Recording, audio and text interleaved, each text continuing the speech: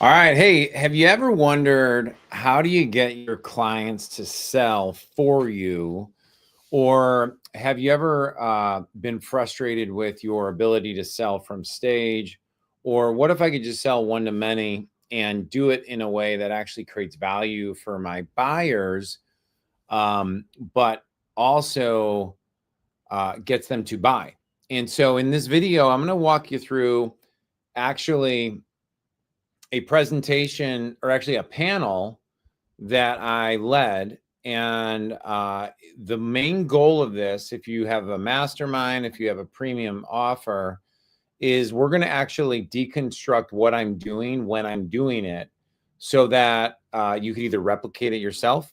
And I'll explain what I'm doing. And I cut out like the full hour-long panel and broke it down to like the 6 most important minutes. So some of this is going to seem is a lot of unconscious selling and sideways selling. And if you're selling anything that's of any value, this is literally the best way to sell it. Okay. And you could do this virtually. You could do this in person. And then you can do this no matter what you're selling. I mean, it really could be anything. It could be premium health offers. It could be premium insert it, right? But having other people sell for you and do it in an elegant way so people don't feel like they're being sold is like secret sauce. Okay. So I'm at O'Keefe. One of the big things we do here is we go to people's events and do this for them. So let me walk through it and show you the magic behind the curtain, so to speak. So this event actually is a personal injury attorney event. So these people are part of a mastermind. All right. You know, so the intro coming in. Give me a show of hands. Who's learned something pretty awesome in the last day and a half? All right. Who's a little overwhelmed? Lots of stuff, lots of notes. Yeah. Good. Okay. Out of everybody here, how many of you are already part of the PILMMA Mastermind? Like you're already in some group. Raise them high. Okay. Take a look around. Good. So this is what I would call, this is the 8-figure panel. I also like to say it's the Success Leaves Clues panel. Okay, so now that is just, let's go through what I just did there, right? So one of the big things I did is I was just introduced. They don't know who I am, even though I was introduced as an author and blah, blah, blah. I come on and then I do automatic enrollment. Who's feeling a little bit overwhelmed? And so part of joining a mastermind or getting coaching is to relieve the overwhelm and stress. Now they're on like day 2.5 of the seminar, if they've been getting it from a fire hose. So that's totally entering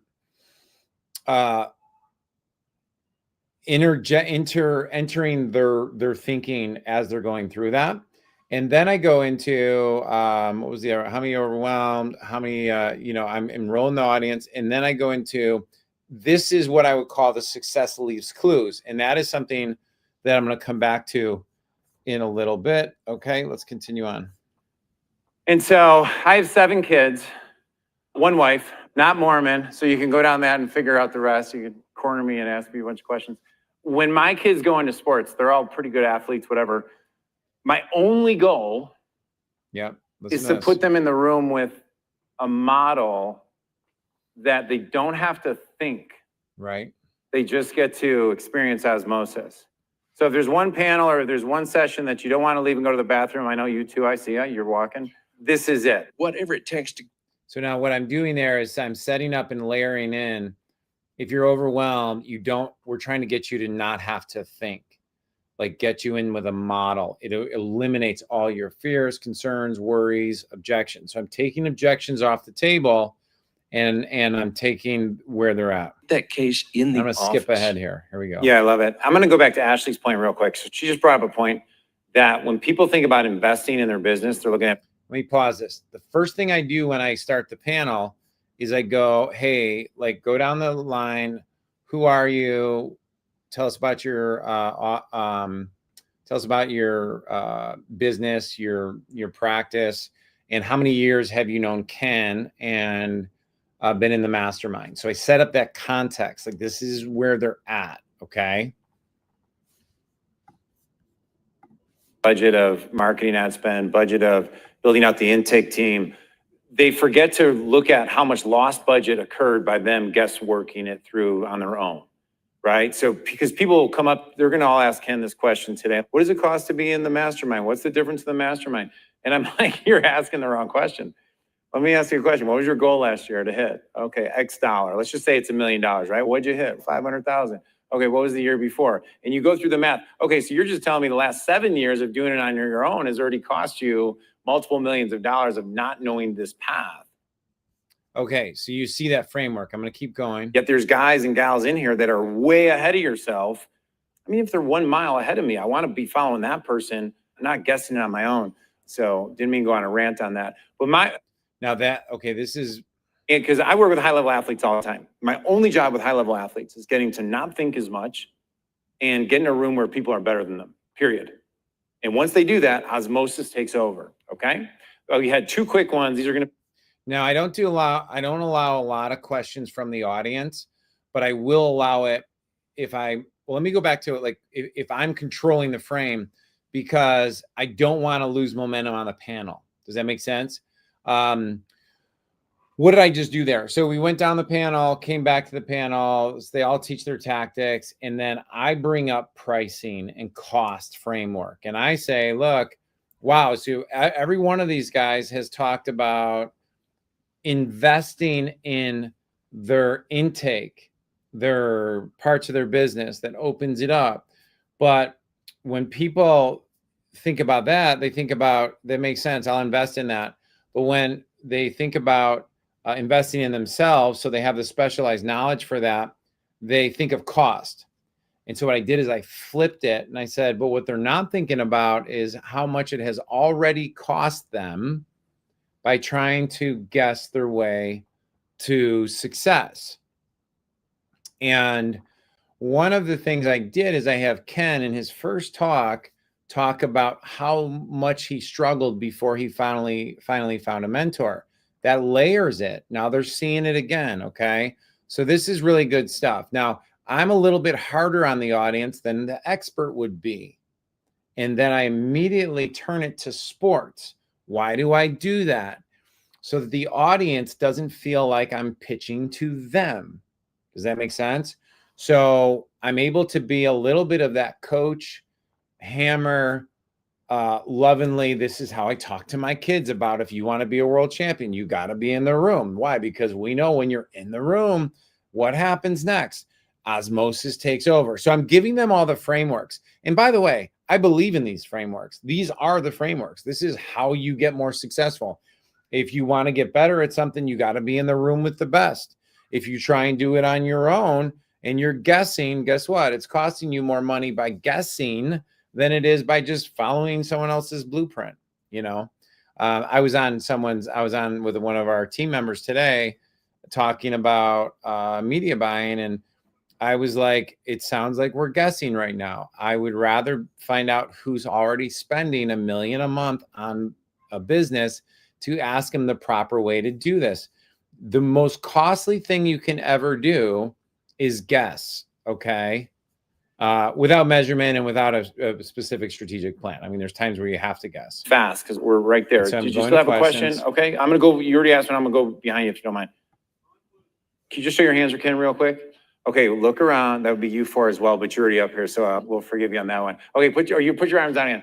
Okay, so you know how they're doing the QR code with the vendors and you get into a raffle?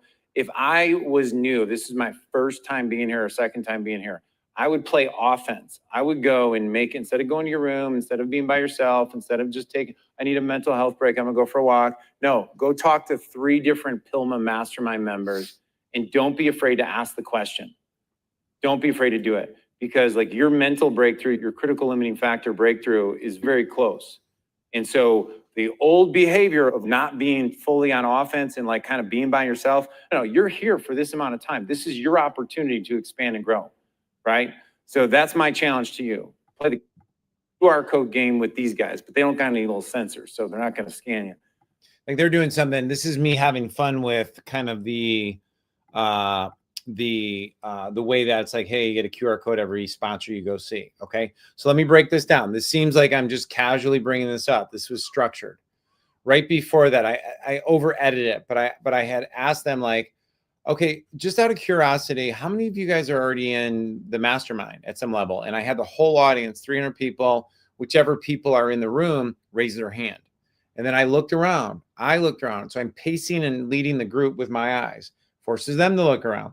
Okay, how many are not? Okay, cool. Well, or no, actually, no, if I don't say that. How many are in the group? And then I'll say, hey, look around at all these people, pick one or two, and then I go meet them. And then that's where I go into the little rant you just saw there. Okay. Now, what am I doing? I'm creating a blockage of, I'm just going to be by myself. I'm going to go do this. Why? Because all the value is integrated by being connected with other people. Okay. So, you know, go find these people. Why? I'm making heroes out of the panel. That is the number way to do it. Now, if I was local and we're doing this virtual, you're not going to say go to their house and do it, but you could do the same exact thing. Like, these are the types of people you need to have access to, right? To get specific questions and follow the model and be a part of it, right? And that's why we create these frameworks, okay? Now, this is subtle and it's unconscious. If you'll notice, so you're watching the screen from here, I go to my right, okay? I go to my right with my arm and I point to that direction because that's to their left. Now it's advanced, but that is their past. So that old behavior, and I point in that direction, you can't really see it, but I point in that way, and then I go the new behavior and I go to their right, which is the future. And who do I point at? All the members. A little bit of NLP there, but that's what's going on. So it's very subtle, it's very elegant, and it's very embedded, commanding. This is the future that they need to be moving towards. Okay. All right, let's keep going. This is great. Hopefully you're enjoying it. I've never broken down my stuff like this before. We should actually do something with that. That's pretty cool. They have the Mastermind red label on there. So now I'm laying out how to find them. Cool. I got one last question. You guys ready? Didn't prep you for this. If someone asked you and you only have 30 seconds to describe Ken, how would you do it? I would say that. Okay, so now number one is, so I ask about 4 to 5 questions when I run a panel. Number one, who are you? Where are you from? Blah, blah, blah. Now, couple really important things here on the questions. Let me go back to this spot here so you can see my face a little bit. What's super, super duper important is that we ask these questions, who's the framework? Now, who you choose to have on your panel is very important. I like to pick different, or no, I recommend picking successful, but different characteristics, super likable.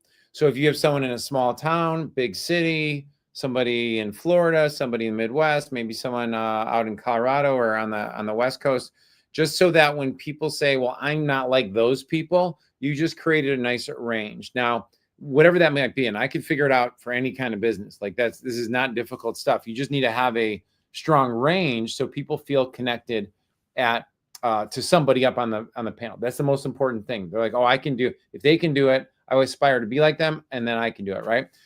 Number two is the second question I ask, and you can take these questions, right? Very, very important that it's not the expert running this panel, okay? And I'll tell you why in a second. Okay, great. Now, since you're part of, since you've been part of PILMMA or the Mastermind, what is 1, 2, or 3 specific actionable breakthroughs that you had that made the biggest difference in your business?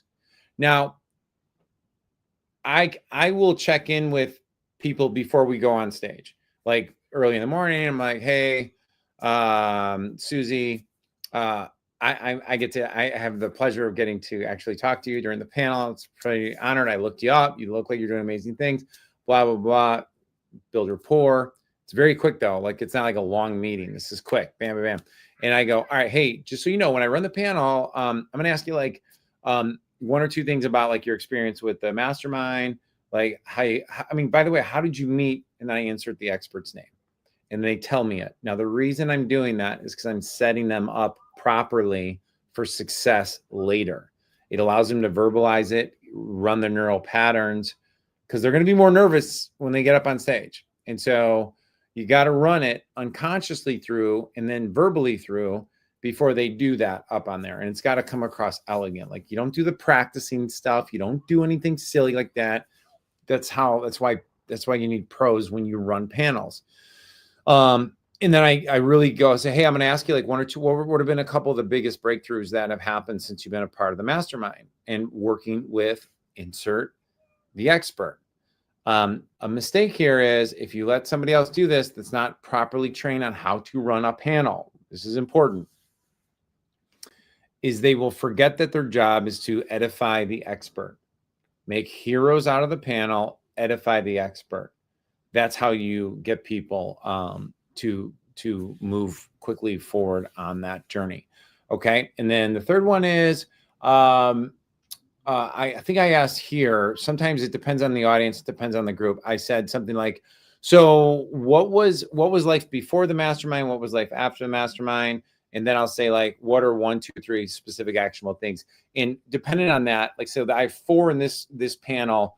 And we're just, I need to make sure I go down the thing, but I've done this with like 7. 7's a lot. I don't love 7 because I'm trying to go deeper with each person, engage with the audience, and then keep bringing it back. Okay. Now this is the reason I'm sharing all of what I just shared is because it brings it to the last part. Okay. Before I go to the last part, I want to make sure I'm being super clear on how you can implement this. Virtual challenges, virtual workshops, virtual whatever. If all you had was one patient, client, whatever, and you got them on a, like I'm using StreamYard to do this, but you got them on a Zoom and you had somebody in your office ask them questions or you ask them questions, that's better than nothing. And it doesn't cost a lot of money. Like you should be doing that. If you're doing it at an event, the reason I don't love having you, the expert, doing it is because I've done that. It doesn't resonate with the audience when you get to what I'm going to talk about next, which is I'm trying to create the emotional bridge into the audience who doesn't fully know the expert who's selling the mastermind or coaching club or premium offer, because we're about to make an offer in the next session. Okay. I asked this question, and I'll share who taught it to me, and I'll share what the results were. It's incredibly honest. You can come to him. If someone asked you and you only have 30 seconds to describe Ken, how would you do it? I would say that he is incredibly honest. You can come to him with hard questions and he will always give you the right answer. We were facing something the other day and literally Stacy said, what would Ken do? I'm like, okay, like that's the answer. I only wish I had his Southern accent because he could fire someone and it still sounds just, oh gosh, I'm laughing here, you know, and I'm okay, I laughing gotta go. That's such an advantage. So Well, I do wish I had that. all right. Yeah, Gary will go next. Yeah, I'm gonna quote scripture here. Proverbs 13:20, walk with the wise and become wise, for a companion of fools suffers harm. We're not made to do life alone. We're made to do it with people. And you have a choice as to who you can surround yourself around. Ken is the guy you want in the room helping you. So please consider getting a mastermind. You deserve it. Your clients deserve it. Awesome. This conference was the first personal injury marketing and management conference I ever went to. I'm still here. I go to it every year. I'm in Ken's mastermind groups. I've just worked my way up to the 8-figure group. I mean, I've got his cell phone. I call him and text him. If he doesn't know the answer to something, he'll find it. He'll connect you with the right person. He's an incredible resource. He's been around this business probably longer than anybody I know. So it's, if you can join one of these groups and just, do you see what's happening? Short circuit the route to success. It's a no-brainer. Yeah, it's pretty powerful. My voice was on the Eye of the Tiger hype video, so that probably described Ken about as well as I could, but authentic, approachable, genuinely cares. I can't even begin to try to piece together all the ways he's helped me and my firm over the last 4 years. You guys don't even know who Ken is. He's become a great mentor to me. And I mean, he doesn't have to do this. He could go do something else. He does it because he enjoys it. And I think he sees our success as his success too. And, sounds cliche, but when I joined this, I did it solely to try to grow our business. And, like Sean mentioned earlier, it really has led to lifelong friends. I mean, I speak with 4 or 5 of the guys in my group on a weekly basis more than I do my own law partners. And some are no longer in the group. Sean and I still get together often. And it's just a really unique environment where people truly celebrate each other's success. Awesome. Would it be okay if people come up to you and ask you questions about their situation? And then Ken is totally open if you have questions to come to him. Can we give a massive round of applause for our 8-figure panel? And we will exit off. Let's give it up for our Master of Ceremonies, Ron Eccles. Thanks, everybody. Great job, guys. Okay, now, so a couple things I would have done differently, right? So right there, we go off and they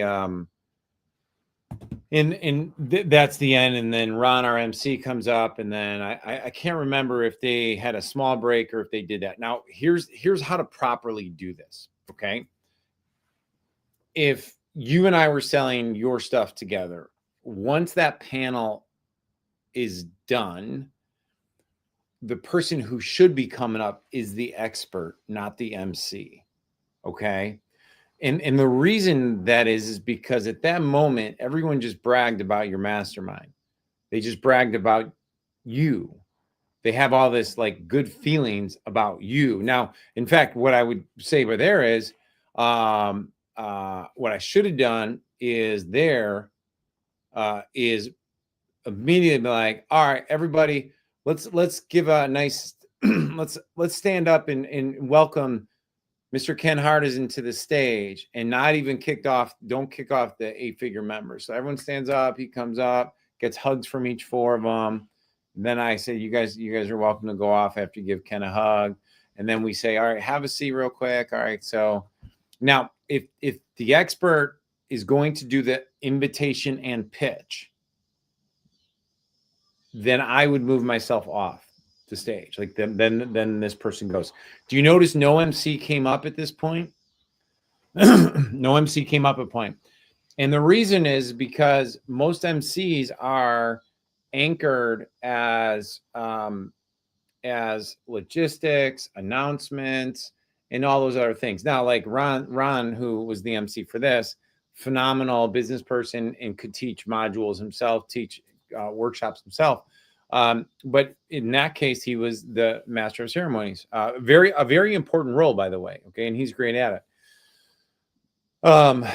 Pat Hilton's another great one at it. You know, there's a lot of great ones out there at it. You need a Master of Ceremonies, but a wingman is different than a Master of Ceremonies. Does that make sense? Can they hybrid? Maybe a little, but not. It's tough. So, because I want the wingman anchor to be one that the audience seeks for world-class, high-level stuff, and there's a transference of anchoring. There's a transference of anchoring and high status. It's very, very important, right?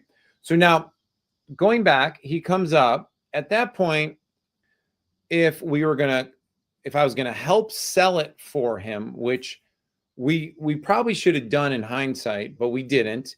What it would look like is either me or the expert. Now, the expert can just you have one of those high, like, producer chairs, sits him right up there and be like, all right, cool. Well, and then you segue. It doesn't matter who does it, but let's pretend like I was going to do it. I'm like, well, you know, and then I could segue by like, hey, so how do you feel after all that love, right? Okay, have a seat, everybody. Great. So, you know, Joe and I'll just kind of pretend like there's somebody else now. We're talking before this event, and he crafted and created something for all of you that would allow you to take what the 8-figure panel guys just shared with you and really have it implemented into your practice. How many of you would like that, right? And then when you talk about, okay, they all raise their hands. If I don't get the hands, I get the hands. Because now we got to go into re-enroll. And then you go like, okay, so how many would like that as well, right? Then how many of you would also like to have access to people that have already mastered the intake process? And I would pick out like what's important in that room, and then completely eliminate all the guesswork that comes with trying to run a successful business while also juggling all these other items. And then if I wanted to be more specific, I'd lay those out. So how many would like that, right?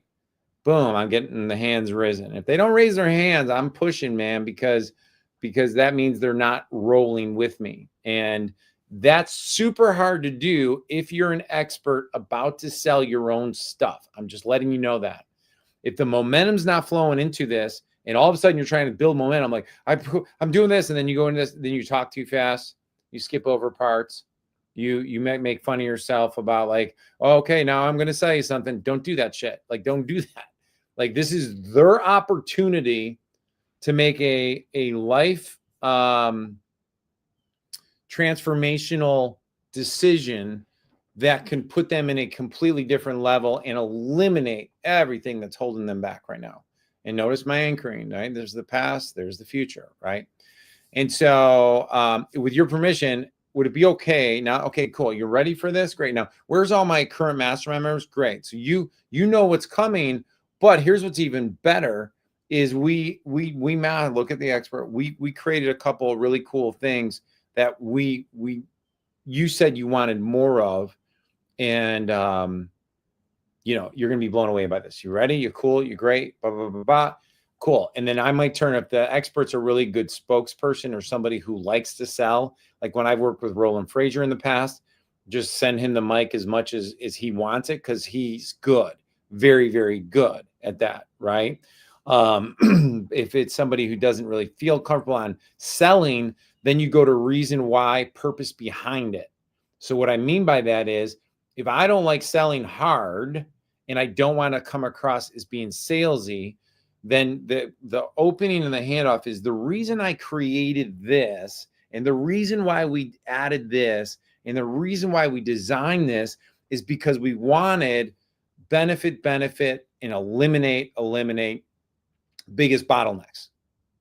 And when that person's framed that way, there is no sales involved. They look like they're the hero. And that's how, see how this whole hour-and-a-half framework is so elegant because it's just elegant, right? So then we go into, okay, cool. Isn't that great? So, hey, would it be okay for all of you? Would it be okay if we changed your life in the next 15 minutes? Or would it be okay if we showed you something that could radically get you where you want to be 4 times faster? So what usually would take you 4 years, 7 years, if we showed you how to get that done in 1 year, 6 months, maybe 3 months, would that be okay? Yep, show of hands. You say, yes, Ed, or whatever it might be. And then we roll into the opportunity. And this is where most people get it wrong in that they start skipping over their slides too quickly. And this is why it's got to be planned really well. It's got to be designed and structured properly because you want to give the people in the audience the greatest opportunity to make the best decision to transform their life. And that's how it's framed. So first and foremost, this is what it looks like. So announcing a special invite to XYZ Club. How many slots are open? Then you point out how many people are in the room, which means there's limited space on this. And before I get to the end of it, you're going to see why there's limited space because intimacy is more important. Intimacy, access, speed to result is more important to us, just quantity. And I could sell against, depends on what we're selling against, but that's how I would do that. Okay. And then so then you go through each benefit on that, but now you open the loop on the scarcity because you're going to come back to that today. And then you may even throw in there like, right. And number 3 is, you're going to have an offer that is going to reward the first movers. And the reason, before I get into the offer, and this is, look at what I'm doing, guys. I'm hitting up the objection as to let me think about it. I'll call you next week. Let me talk to my spouse. Let me do that. They can join the club and then talk to their spouse. Like, does your spouse actually, and you could actually, Myron Golden does an amazing job with this. Like, I don't call my wife up when she wants to buy something at the store or whatever. She doesn't call, I don't need to call her up when I'm making a decision to exponentially grow my business. Okay. So you can make a joke out of it, right? Like, and in fact, she went out and bought a car. That's one of his jokes and it's one of his frames, but it's a sales framework. So you take that objection and then you say, okay, and then we're going to make an offer today that's actually going to reward the people who take action today. And here's why we do that. Okay. I've run multiple events. We've transformed 2,000 people's lives in X industry. And what we found is that people make fast decisions, or winners make fast decisions when they see an opportunity. In fact, let me show you a slide up here. Charlie Munger said only a few times in your entire lifetime, and you could talk about who Charlie Munger. Charlie is Warren Buffett's partner. He's passed away now, but they are in history the top 1, 2, or 3 best investors of all time. And Charlie Munger says this. So now I'm using third party to validate my claim that winners make fast decisions and they see good opportunities when it's right in front of them. Okay, and I use that slide. I have the slides, but it says only once in a while in life you'll have an opportunity that once you seize when you see the opportunity, you're able to put your chips in and have all the rewards. Something like that. It's a really good quote. And then the next one is, another slide that I use of, I think it's John Scully and what's the guy's name? He passed away. Created Apple, Steve Jobs. And it's like 10 minutes with the right person is worth 10 years with trying to figure it out on your own or something like that. And it's like, hey, so what we're talking about here is not quantity of blah, blah, blah. It's access to the right person so you can get the leverage to get you 10 years. And so you set up all these frameworks so that when you get down, like they're already past, okay, I'm not pushing this off to the future. It's got to be made today. So now I'm in buying mode right now. Okay. And then we go through the whole offer. Now on this video, we're already past my limit. So I'm not going to go through the exact structure of an offer. We'll have to do a different video for that. But what's very, very important here, okay, is when you run an event, this is usually going to happen on day 2. If you're running a 3-day event, if you're running a 2-day event, you're definitely going to want to have some kind of offer being introduced on day 1. Then the pitch happens before lunch on day 2, and then you're bringing them out to the rest of the night. It's tough on 2-day events because if you push it too long, you're gonna end up into people trying to get to the airport and get on out of town. If you have a 2.5-day event or a 3-day event, it's really easy to do this framework, which I'm going to show you, which is you put it at about, between 2 p.m. and 4 is this everything I just shared, right? Which is because we're going to have a massively long break in just a second. So we have the big panel, we go into the offer, go into the invite, and then let's say my whole pitch is 35 minutes long, maybe an hour, right? And I'm going to schedule that. But we're in offer giving mode. And I may have a couple of people in the audience that I'm picking on that are we're calling on who are my existing members to add after I've given the offer. So we deliver the offer, which I'm going to hit every single psychological trigger and persuasion trigger, right? It's going to have scarcity. It's going to have pricing that increases the moment at like 5 p.m. tonight or 6 p.m. tonight. They're going to have special access, which means we're going out to if you're in the group, we're going to do X. That could be, you're going to be getting on a bus to go to a secret location where all new members and existing members are going to have a VIP party for 2 hours. So it's like, hey, some people are in the green room, some are in the loser room, So that's how we start moving through that. Now, this is the very important thing. And I know I'm missing a couple points because I really just want to walk through on how to do the panel. So, I'm skipping over a couple of things, and that's okay. When I get to my call to action, okay, you're going to have people, and you want the offer to incentivize being one of the first 10, being the first 20, being the first 30, or it caps out at a certain number, because I want people who are fast decision makers to finish their thing and running to the back of the table. And then it's like, it limits it. Okay. Those are called fast action bonuses. Okay. I got 3 of them for you, and go, and boom, boom, boom. That's happening. And then as I see it happening, I'll go, okay, there goes Joe. There goes Sally. Oh, cool. Well, I got more to go over. So here's your questions you probably are thinking right now. I don't take questions from the audience. Where's my finger pointing? I don't take questions from the audience. Who can tell me why? Because I already know what the objections are. I'm going to handle them myself. I've handled them in the beginning. I'm now going to handle them again at the end. Okay. Here's the 7 most common questions you're going to have. And in a moment, I'm going to be in the back of the room taking pictures with all new members and answering questions. And then if you have a celebrity, the celebrity's back there taking pictures with members only. Like that's another way to like integrate another layer of scarcity. Like you missed out, you know, you're going to get it if you're in the room or if you're in this group, but if you're not in the group, you're just going to have a long break. Okay. So then I turn to my my slides or my thing. I'm like, all right, you're probably wondering blank. You're probably wondering like locations. You're probably wondering dates. You're probably wondering this. You're probably wondering that. Okay.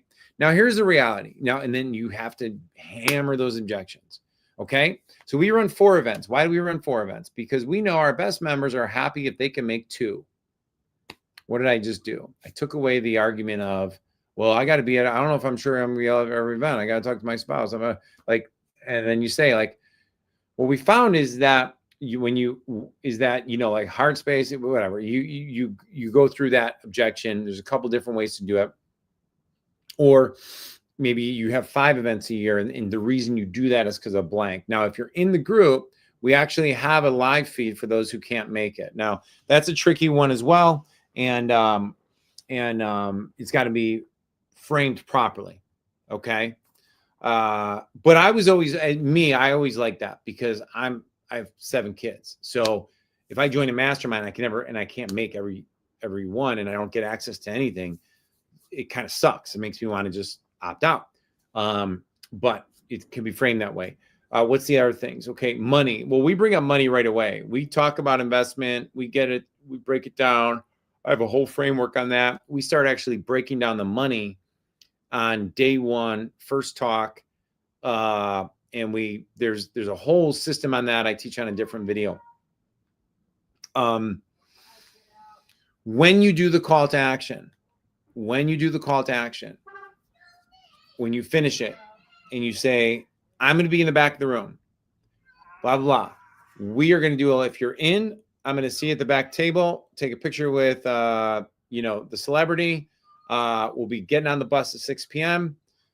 If you're not, then this is what you need to know. We're doing, we'll be starting here tomorrow morning at 8 a.m. And we'll be doing, if you do like appetizers or something, or if you do drinks late night, that'll be happening. But if you don't have anything for them, then they're done for the day. And you're just saying, for those who are in, I'll meet you back here. For those who have questions, I will see you at the back table. Why do I do that? Because there's momentum in the room going to the back table. I keep my microphone on and I go to the back table because that's where the action is. I do not stand on the stage and stop people from moving back there. Why do I not take questions from the audience? Because if somebody asks me a question, the people writing on their order forms are going to look up and like pay attention to that. And they're going to be bringing up silly objections that take me off track. Does that make sense? So hopefully you enjoyed this. If you like this kind of stuff, this is what I do for a living. Even I do it virtual and in person. We work with professional practices because this might have been a little more advanced for that.